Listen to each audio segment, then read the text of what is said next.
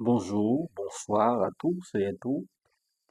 Pour ceux qui ne me connaissent pas encore, je suis Eddie Noël, je suis haïtien, je suis beaumontois, je suis Grand-Ancelais.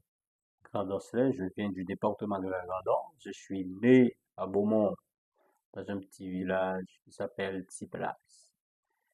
Et de, de formation, je suis prêtre dans l'Église catholique de l'Unité. Mais ma formation en philosophie scolastique et théologie chrétienne a été assurée par l'Église catholique romaine. Je suis aussi notaire de formation et je suis psychologue de formation. Je vis actuellement au Canada, je vis en famille parce que les prêtres ou les dignitaires de l'Église de l'unité peuvent se marier et je vis en famille, j'ai une fille et mon corps est ici au Canada, mais mon esprit est en Haïti. Alors pourquoi est-ce que ce matin je veux vous entretenir? Je vais vous parler d'un sujet extrêmement important, d'un courant théologique et philosophique qui a vu le jour des années 1970, 1960 et 1970 en Amérique latine. Et ce courant qu'on appelle théologie de la libération, ce courant existait autrefois en Haïti et les deux figures de proue qui incarnaient cette théologie de libération, option pour les pauvres, c'était Monseigneur Willy Romélus et qui, sur ses autres fêtes, était évêque du diocèse de Jérémie et maintenant qui prend sa retraite dans son village natal, dans le sud, je crois c'est à Rochabateau, et ensuite par une autre figure politique et théologique ou bien religieuse que vous connaissez parfaitement bien,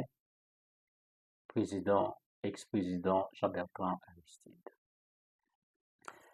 Pourquoi est-ce que je juge aujourd'hui nécessaire de parler de la théologie de la libération ou de la renaissance de cette théologie? C'est parce que j'ai une vision pour un renouveau théologique en Haïti.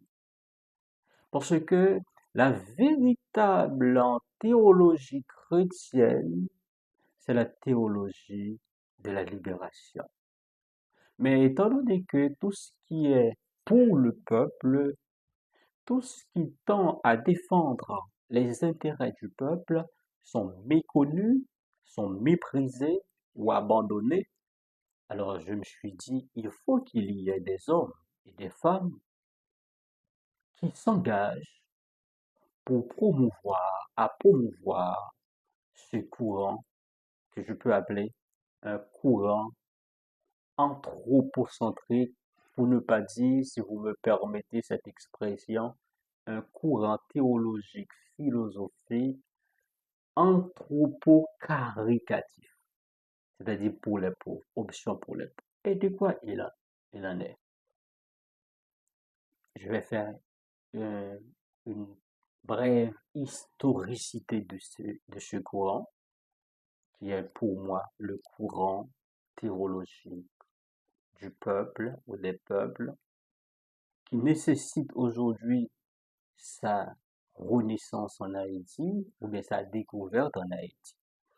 La théologie de la libération est un mouvement théologique chrétien qui a émergé en Amérique latine dès les années 1960-1970. Elle se caractérise par son engagement envers les opprimés, les marginalisés, les exploités, en intégrant les questions sociales, économiques et politiques dans l'interprétation de la foi chrétienne.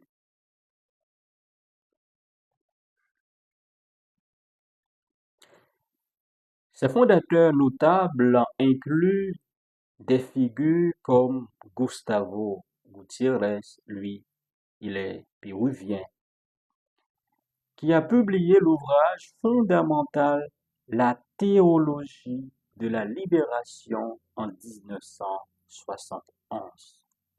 Et Leonardo Boff, lui, qui a également contribué à développer cette pensée. Lui, il est brésilien.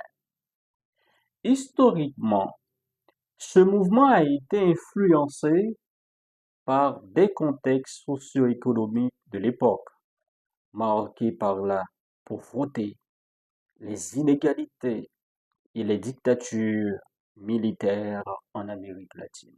Vous savez qu'en des années 1974, les années 80, la dictature, bien avant 1974, avec les Duvalier, la dictature faisait rage en Haïti. Hein, les tontons Macoute et la famille Duvalier, père et fils. Vous savez, les rages que leur pouvoir ont fait dans ce pays. Eh bien, il y avait quelqu'un, qui s'appelle Monseigneur Omélus. C'était le représentant, le défenseur des pauvres, le représentant de la théologie de la libération. Et vous allez trouver plus tard Jean-Bertrand Aristide qui s'engageait pour le peuple.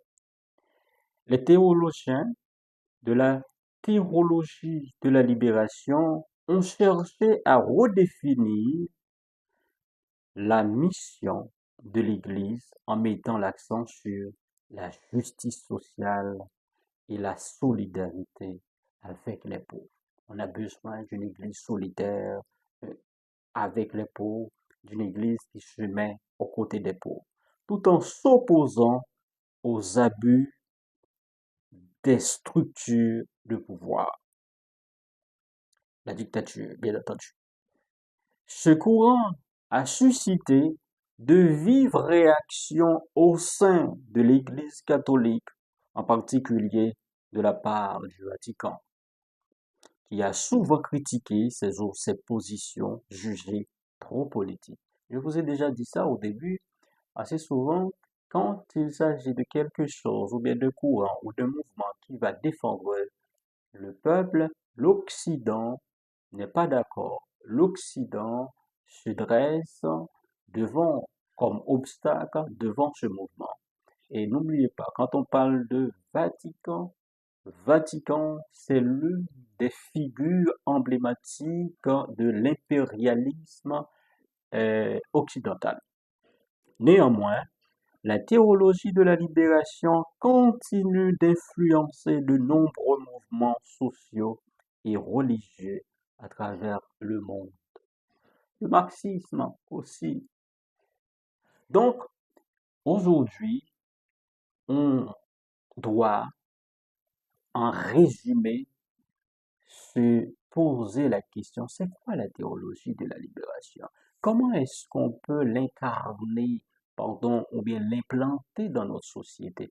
Est-ce que la société haïtienne aujourd'hui, quand on voit les abus, la méchanceté, l'exploitation, la manipulation émotionnelle, sous toute forme, exploitation sous toute forme que subit les pauvres à l'intérieur de l'Église, est-ce que on ne doit pas venir, est-ce qu'on ne doit pas interpeller ou faire appel à la théologie de la libération? Pour ce, il faut qu'il y ait des hommes et des femmes qui s'engagent. La théologie de la libération se présente comme un courant de pensée qui vise à interpréter la foi chrétienne à la lumière des réalités sociales, des réalités communautaires, des réalités politiques, en plaçant les pauvres et les opprimés au cœur, au cœur de son action. C'est pour cela, au début, je vous dis que je vois que c'est une théologie anthropocentrique. L'homme est au cœur des actions, des réflexions, des entreprises de cette philosophie, de ce courant théologique.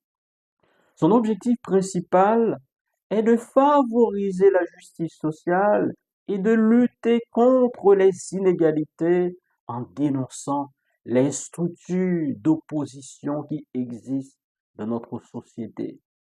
Des structures rongeuses, des structures destructrices, des structures qui appauvrissent l'homme et qui font obstacle à la dignité de l'homme dans notre société. C'est ça que ce courant dénonce. Ce courant se dresse en opposition face à ces tendances. Toutefois, je crois qu'il est crucial aujourd'hui, en tant que prêtre engagé pour le peuple et pour la patrie, en tant que le citoyen responsable, je crois qu'il est crucial de critiquer fermement les dérives de ces institutions religieuses qui, à mon sens, au lieu de se consacrer à la véritable mission spirituelle, matérielle ou sociale de l'Église, s'engagent dans le commerce des sacrements et pratiquent une forme d'indulgence, comme si on est encore au temps du pape Urbain III, exploitant ainsi la foi pour des intérêts personnels et commerciaux. C'est ça aujourd'hui que nous constatons dans l'Église. Dans l'Église catholique, dans l'Église protestante, c'est ça qu'on voit. L'indulgence n'existe pas comme elle fut, comme elle était au Moyen Âge avec le pape Urbain III. C'est lui, il a dit, il a composé des formules de prière et il commençait avant ces formules et disant aux fidèles, aux pauvres spirituels, si vous achetez ces formules de prière, si vous les récitez pour vos parents qui sont morts et pour vos péchés, quel que soit le degré du péché, vos péchés seront absous. Vous serez absous de vos péchés. On va, ils, ils seront tous effacés. Mensonge, mensonge. Eh bien, aujourd'hui, ça m'étonne. Quelqu'un m'a dit pour faire baptiser, qui voulait faire baptiser son fils, on lui a demandé, je dirais, 1000 $, 5000 gourdes. Hein? Je crois que 5000 gourdes pour le baptême, parrain, marraine, parrain, marraine, père et mère, chacun a une enveloppe à donner contenant un minimum de 1000 gourdes. C'est la marchandisation de la foi et des sacrements. Dans les églises protestantes, dans certaines églises, je ne veux pas généraliser le cas, j'ai appris que, et vous le savez aussi, il y a des teams spéciales. Vous avez une enveloppe. Il y a un espace pour les gens qui apportent des dollars américains. Il y a un espace pour les gens qui paient en gouttes. Qu'est-ce que cela veut dire? Et quand Jésus entrait dans le temple, il a chassé les gens qui transformaient le temple en un marché public. Il commençait à les fouetter, ce qu'on appelle la sainte colère du Seigneur. Eh bien, on voyait ça très mal. Et s'il était là aujourd'hui, comment est-ce que vous pensez qu'il réagirait face à cette marchandisation sacramentale, face au commerce spirituel, je dirais, qui se fait à travers l'Église? Ça n'a pas de sens. Nous ne pouvons pas tolérer cette marchandisation de la foi, mes chers amis, qui tourne les valeurs profondes du christianisme. Le christianisme, les vraies valeurs du christianisme, c'est l'altruisme, c'est l'humanisme. L'altruisme, chaque fois vous avez fait cela à l'un de ces petits de mes frères, c'est à moi que vous les avez fait, dit Jésus. Eh bien, lorsque vous vous tournez vers l'autre, ça s'appelle l'altruisme, l'entraide. L'humanisme, un évangile est là qui résume l'humanisme chrétien. C'est le texte du bon samaritain. Le bon samaritain, il ne connaissait pas le blessé, le souffrant, gisant dans son sang. Hein? Il l'a pris, l'a chargé sur euh, son âne et alla le confier à une hôtesse, lui disant, prends soin de lui pour moi et demain, de mon retour, je vais te donner l'argent qu'il faut pour le soin. C'est ça. Eh bien, les valeurs du christianisme, c'est l'altruisme, c'est l'humanisme, c'est la charité fraternelle et une charité agissante, cohérence entre ce que vous dites et ce que vous faites. C'est l'humilité, c'est le partage, c'est prendre soin des petits et des faibles, prendre soin des orphelins, prendre soin des veuves, qui sont les personnes, je dirais, qui symbolisent les plus démunis, les plus vulnérables de toute société humaine. Jacques, au chapitre 1er, les versets 26, 27, je crois, il en parle. Il dit que la religion pure et sans tache au monde consiste en ceci: s'occuper des orphelins, rendre visite aux veuves et de se garder des souillures de ce monde et garder volant de toutes les paroles capables de noyer les gens, de tuer les gens. C'est ça. Eh bien, nous disons aujourd'hui, nous avons notre christianisme.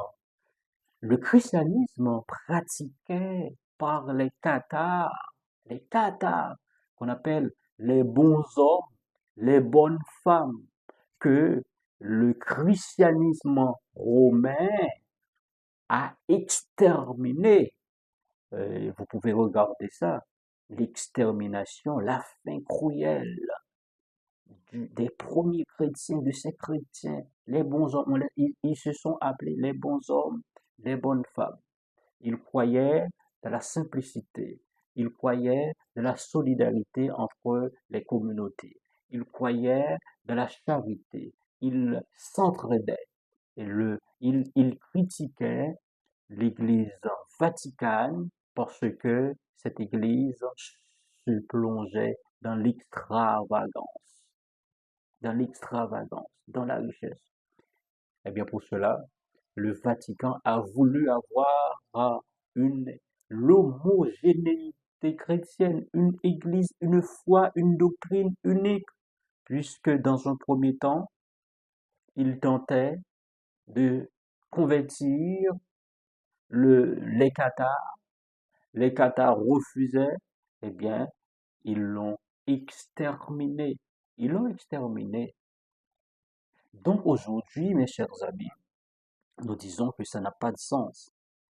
C'est pourquoi, moi, vu tout cela, vu mon engagement, ma philosophie, ma pensée pour un renouveau évangélique en Haïti, pour une autre interprétation, pour une autre compréhension de la parole de Dieu en Haïti, pour une évangélisation en vue de la transformation de l'homme haïtien, en vue de la rédemption d'Haïti, en vue de l'amélioration de la condition de vie de l'homme haïtien. Je trouve que la philosophie, le courant théologique, philosophique, anthropologique, théologie de la libération, peut aider le peuple haïtien à avoir une autre compréhension, une autre vie. J'opte pour implanter ce mouvement, pour renaître ce mouvement en Haïti. Aristide n'est plus, Monseigneur Omélus n'est plus, mais il faut qu'il y ait des gens pour la relève, pour prendre la relève, pour prendre la relève, pour ressusciter cette théologie. C'est pourquoi j'invite des patriotes compétents. Vous n'avez pas besoin d'être théologien ou philosophe. Vous êtes des professionnels. Vous avez un background. Vous êtes capable d'apprendre. Vous êtes capable de construire.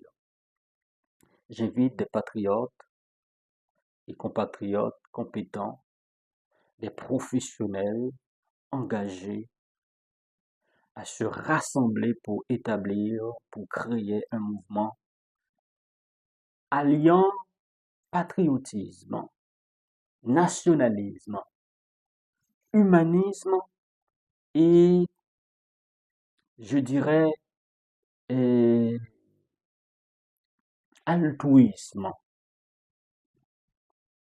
guidé par des principes de la théologie de la libération. On va ancrer ce mouvement à la théologie de la libération pour voir, on peut trouver des hommes et des femmes capables de sortir Haïti dans cette situation difficile qu'elle est.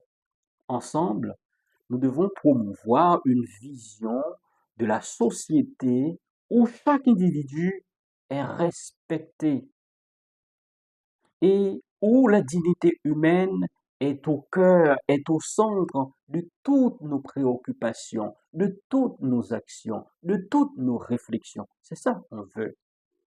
Et je crois que si on parvient à monter un mouvement de théologie de la libération vraiment engagé, un mouvement avec des hommes et des femmes qui se font prêts à s'engager et qui se mettent aux côtés des pauvres, dans 10 ans, dans 20 ans, on aura une autre pensée théologique et philosophique en Haïti. Le renouveau théologique en vue de la désaliénation, en vue de la décolonisation mentale, en vue de la transformation de l'homme haïtien et de la rédemption Haïti est possible. Et les gens qui doivent intégrer ce mouvement peuvent venir de part et d'autre, de toute religion, pourvu que vous ayez conscience des défis qui nous attendent, de ce que vous allez faire.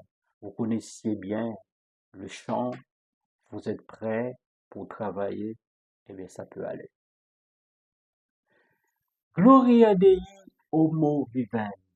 La gloire de Dieu, c'est l'homme debout, c'est l'homme vivant.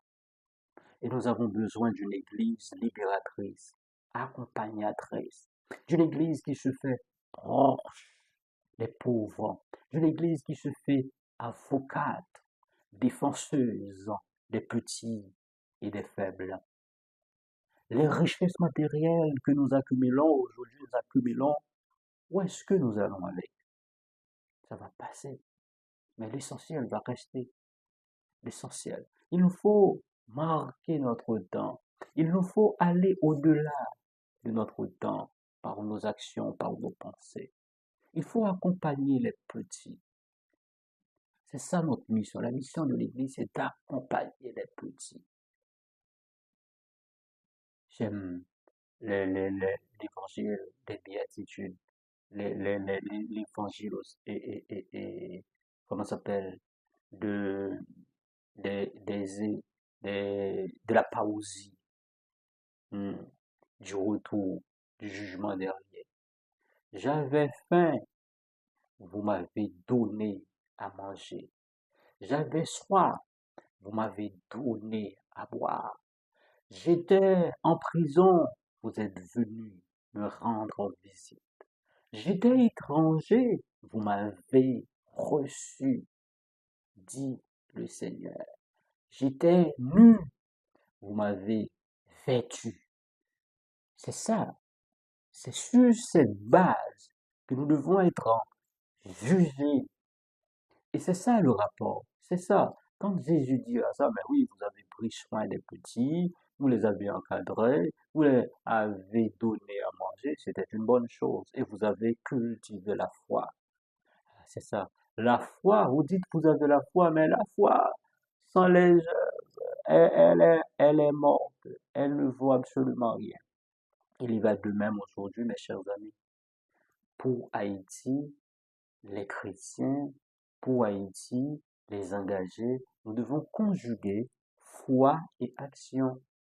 Nos- notre foi, nos croyances ne peuvent être des prétextes pour négliger ou abandonner nos actions citoyennes.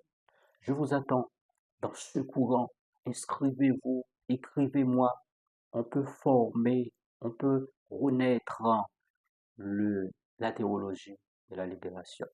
Je vous aime. Je vous souhaite de passer une excellente journée, un très bon dimanche, sous la mouvance de l'Esprit Saint, sous la protection de l'univers.